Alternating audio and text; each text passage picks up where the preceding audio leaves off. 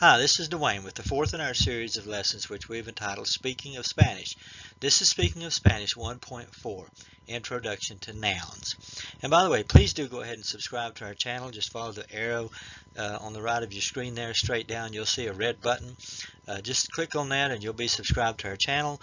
It helps us to get a handle and have an idea of how many people are really interested in these videos. And it also helps you to have a convenient way to follow the videos. When you click on the channel, they'll be there in a convenient format for you to be able to follow all the videos that we'll be producing. So while we're talking about it, if you would just go ahead and do that.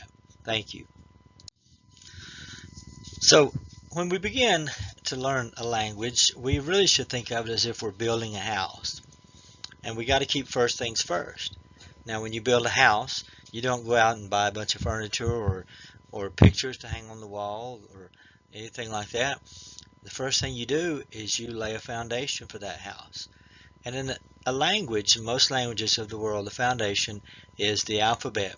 So it's really important for you to get a good, solid grip and understanding of how to pronounce all the letters of the alphabet and all of the diphthongs, so that when you pronounce a word, you'll actually be understood. It doesn't help to be able to read the language if you can't pronounce it correctly and be understood. If you're not understood, you're not communicating, and you'll also not be able to understand what people are saying to you. So make sure that you have a good understanding of how to pronounce all the letters of the alphabet along with the diphthongs. Having said that, let's look at nouns. What is a noun? We refer to a noun as a person, a place, or a thing. So that a noun can be a building, it can be a tree, it can be a cloud, or it can be things that you talk about that you don't actually see or touch, such as love and hope, thoughts, ethereal things, or even imagined things that don't even exist, such as a unicorn. These are still nouns. They are still handled in a sentence as if they are a substance. They are something that's handled as something real and substantial. In fact, in Spanish, the word for noun is sustantivo. So the word sustantivo, as well as meaning noun, also means substantive. So something that is substantive is sustantivo. So it's the word that we use in Spanish for noun. A noun in English is a person, a place, or a thing. In Spanish, we would say the same. Sustantivos son persona, lugar, y cosas. Person, persona, place, lugar, thing, cosa. The Spanish nouns come in two forms, masculine and feminine. A masculine noun is preceded by the article el, a feminine noun by the article la. For example, el gato, which means the cat, is a masculine noun, and you can tell in two ways. It's preceded by el, and it has the ending of o. The feminine example, la casa, the house. Again, you can identify it as a feminine noun because it has la and it ends in casa. It ends in a, la casa. El libro, which means the book. El, and it ends in o. You know it's a masculine noun. El libro. La Biblia is a feminine noun. Has the article la, ends in a. It means the Bible. And you can identify it again as a feminine noun by those two ways. El amigo, the friend. But this is a male friend. If you're referring to a female friend, you would say la amiga. La amiga.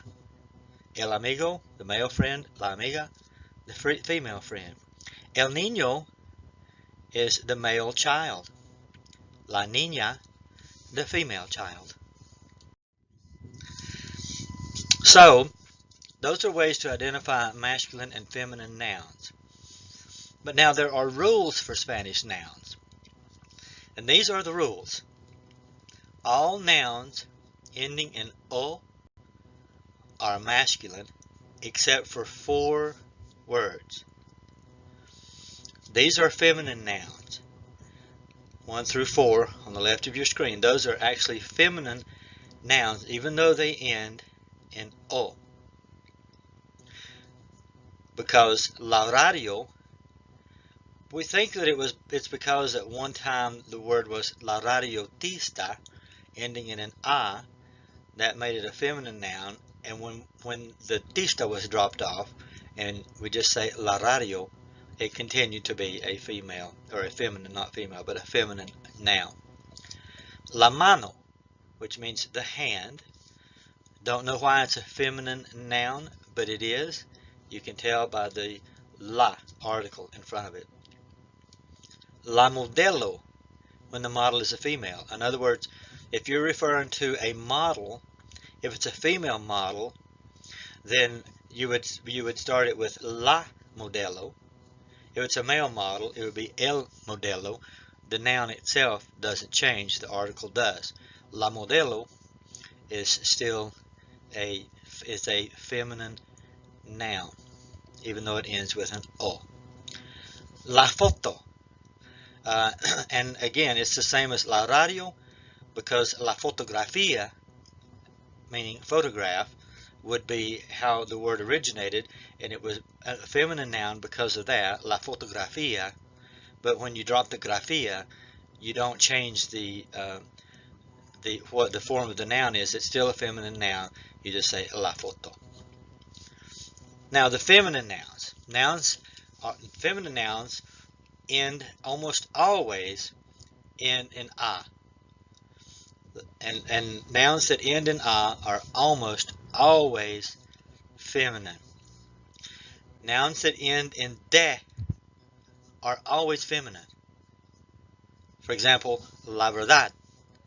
It ends in a de. It's la verdad. It ends in de. It is a feminine noun preceded by the article la. Nouns that end in yon are always feminine. Nouns that end in yon are always feminine. Okay? Like la concentración is a feminine noun. You will recognize it by the fact that it ends in yon and it has the article la in front of it. Nouns that end in hombre are always feminine. They end in hombre are always feminine. Nouns that end in s, zeta, are always feminine. So the only way you can really know what is feminine or what is masculine, if you're speaking and you're not looking at it, if you're reading it, of course you know. You can look at it, you can tell immediately this is a feminine or a masculine noun. But if you're looking at an item, you have to know yourself what it is. And the only way to do it is to just memorize. So sticky notes are your best friend for this. Here, the shelf, el estante. It is a masculine noun. You just know that. You have to remember that. You have to just memorize that. La puerta, the door. When I was studying Spanish, I had these things stuck all over the house. I had them on the refrigerator, on the stove, on the sink, even on the back of the toilet, on the mirror, on the doors, on everything. So that every time I walk through the house, I'm seeing these items and I'm learning more and more what these words are and getting them memorized. So just a little tip for you there.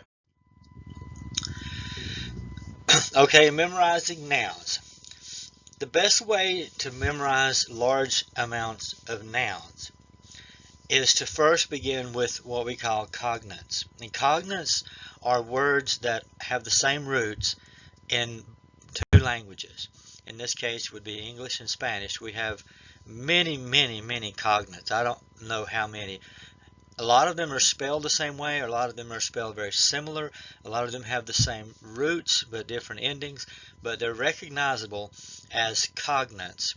And so if you begin with those, that you can launch into hundreds of words at the very start by just learning which ones are cognates, and begin with that. But there are some words which do not have really necessarily a similar appearance, but are easy to remember because in a sense they are cognates with certain words in English. Here's an example. La ventana. La ventana. Do you know what la ventana means? It means the window. So when you think of a window, think of a vent. It's kind of like a window, right? A vent. Like in the wall, there's like a vent to the outside. If you open the window, you're like opening the vent. So just think of that and say la ventana. Voy a abrir la ventana. I'm going to open the window. Okay, la puerta. Now how are you going to remember the puerta is door? Think of a port. Puerta, port. Those came from the same Latin root. So la puerta, abre la puerta, open the door. La puerta. Okay? La luz. That's kind of a tough one there, right? It means the light. La luz means the light. Well, think of lucid. If something is lucid, what's it doing? Or if it's translucent, what's it doing? Luz. It's letting the light through. So the word luz, la luz, has to do with light. And that word is used, not exactly as a cognate, but a cognitive root in English. El libro, which means the book. Think of a library.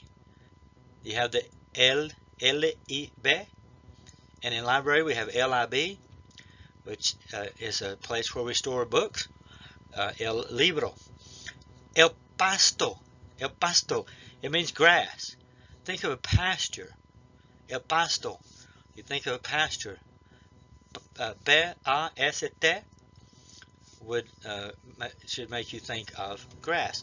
Okay, and here are some examples, and there are many, many of these, but here are some examples that I've given of some cognates with the exact same spelling, so there should be no problem recognizing these words. Festival, explosion, animal, idea, debate, hospital, cable, radio, director, factor, funeral, and piano. Now here's the thing, once you learn these, then these are kind of more difficult in a way because we're so used to saying them a certain way that when we're saying them in Spanish, we tend to kind of mess up the pronunciation.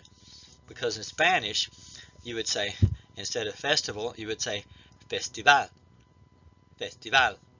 Okay? Learn the rules as to why it's pronounced the way I said it and why the accent is on the last syllable. If you don't know those rules, go back to I think it's 1.2 where we covered those rules. Explosión, explosión. Animal, idea, debate, hospital, cable, radio, director, factor, funeral, piano. So you see the pronunciations are different. So we need to be sure that we have our pronunciations correctly before moving forward, because once you get that, you can pronounce any word in Spanish, because Spanish is, unlike English, Spanish is very consistent with its pronunciations. If you know your alphabet and your diphthongs and the correct pronunciation, and if you know the rules of accentuation, then you can say any word correctly in Spanish. I would recommend that you get a list of cognates. At this point, we're gonna get into verbs and to reflexive verbs and adjectives and adverbs and all of those things coming up over the next couple of lessons. But in the meantime, go ahead and equip yourself with a list of nouns, with some nouns that you could recognize, so that when we begin to talk about verbs, you can begin to piece together simple sentences, and that'll help to encourage you in your learning Spanish. So there are several websites with good lists of Spanish verbs of cognates. If you'll just type in English, Spanish, cognates, there are several that are printable. I would suggest print them up and memorize 20 per day. And I would suggest start that today. Try to memorize 20 words per day. Now, once in a while, you'll have to take a break for a day. You just kind of have to let all that sort of homogenize in your brain. Your brain will work tirelessly. If you will feed your brain with the information of these words, your brain will work tirelessly to remember all of these words. It's really amazing what our human brain is capable of. When I was doing this, when I was studying my Spanish nouns and other words as well, I made lists, and I started out with 15 or 20 a day, and I got up to the point where I was able to memorize and retain 50 and 60 words per day. And it's not anything exceptional about me. It's just the amazing nature of the human mind. It begins to exercise, and it's like when you exercise your body, when it gets used to it, and it learns to I don't know, homogenize with these words, or it just learns to incorporate, I guess is the word I'm looking for, to incorporate these words. It's just amazing how it's able to do that. So try to memorize 20 words per day, every day. Print these up, print them large enough that you can put them on something wherever you spend your time. If it's in the kitchen, put them on the refrigerator. If you're in your car, put them on the dash and don't have an accident. But once in a while, when you get it at a red light or something, kind of look over them, but do it before you go to sleep. It's amazing if you will look at this list before you go to sleep and have the meaning of each word beside it, unless it's a cognate that you already know the meaning. But memorize the word, the pronunciation, go to sleep. The next morning, most of them will be there for you, and you'll amazingly enough, you'll know how to use them. And so when we begin to build sentences, you'll already be equipped with some words to use for your sentences. Okay, here's a helpful hint as well. As you're learning these words, these nouns, most English words that end in tion are cognates to Spanish words ending in cion. For example, revolution is the equivalent of revolución. Okay? Now notice this difference in the pronunciation at the end, and also the difference in the accent. Revolution, we accent the next to the last syllable, and we sort of say shun, as if S-H-U-N. Revolution. But in Spanish, it's not that way. It's accented on the last syllable, and it's not shun. It's remember the diphthong I-O, yo. So it's shun, revolution, revolution.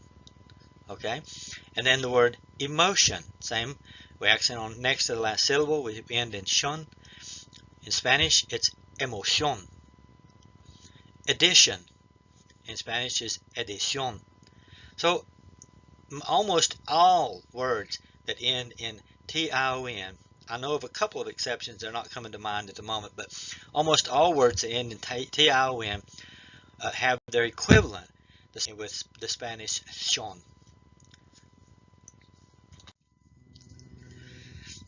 As you move forward in doing this, you need to stay committed. Just be committed from the beginning. Make up your mind that you're going to do this. And you may have to sacrifice something. You may have to sacrifice a TV program in the evenings when you come home from work, or determine that instead of going on Facebook first thing in the morning while you're drinking your coffee or whatever, or during your commute to work and back, whatever, just however your schedule is, just be consistent, be committed, and you will be amazed at the capacity of your brain. And again, study your list. When you make that list, study it, study it, study it. And when you add on other words, Review your previous as you add those on. Keep going back and reviewing until you have them you're so sure you have them that you don't need it anymore. And then file your list so that you can know where you've been. Don't just toss it. Keep your lists, a hard copy of your lists on file, so that you get discouraged, look back and you can count them. You can say, hey, I've memorized 200 words in the last week. So that really helps to keep you moving forward. As I said before, every night before you go to sleep, then first thing when you wake up, and you will soon be doing far more than 20 per day.